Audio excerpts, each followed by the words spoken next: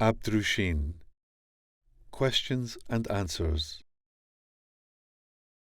Why does God sometimes punish so severely? God does not punish at all, nor does he threaten and tempt.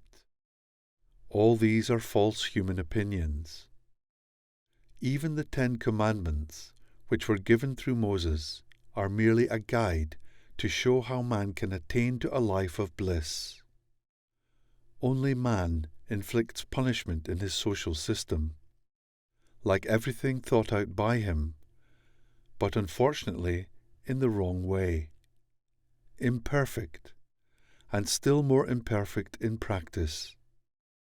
The word punishment has really only been invented by man himself in his limited comprehension. Let us take an example of a rather mundane nature, so that it is easier to understand. A businessman has gone into partnership with another. One of his friends is more far-sighted than he, and has a better knowledge of human nature. Consulted by the businessman because of various business difficulties, this friend warns him and advises him to dissolve the partnership as quickly as possible, as the partner harbors evil intentions and wants to pursue his own advantage relentlessly to the disadvantage of the businessman. The friend told the businessman concisely and clearly that he would suffer great losses unless he followed his advice. The businessman, however, did not follow this advice, as he could not then detect any signs of the truth of his friend's misgivings. Not until some years later were the warnings of this friend fulfilled. The businessman suffered great losses through his partner, who had been able most cunningly to carry out a plan well laid beforehand to the detriment of the other.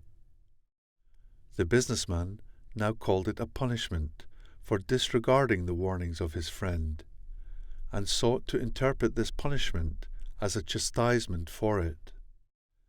Such is the attitude of men towards the light.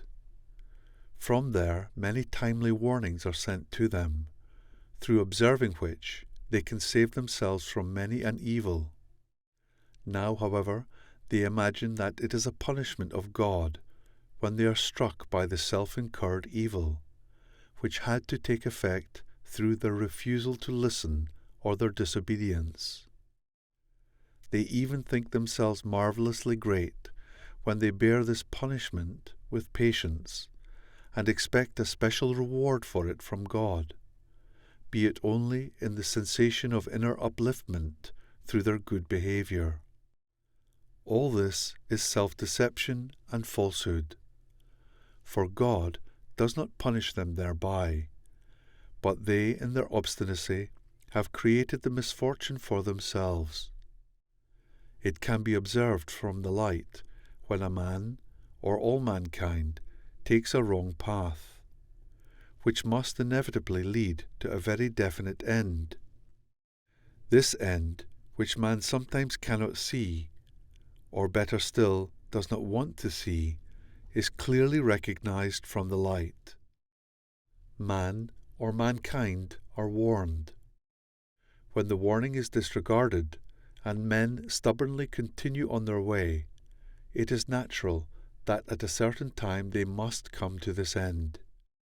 This end, however, is not brought about as a punishment by the light, but was already prepared through men's choice of the way, and the light had only tried to hold men back from it, to lead them onto another course, where the evil end was avoided, and a joyful end awaited them instead. Thus God does not punish, but man, if he will not allow himself to be warned, brings about everything himself. Therefore, it is great sacrilege to say, God, how severely thou dost punish, and it is also wrong to complain, how can God allow such things?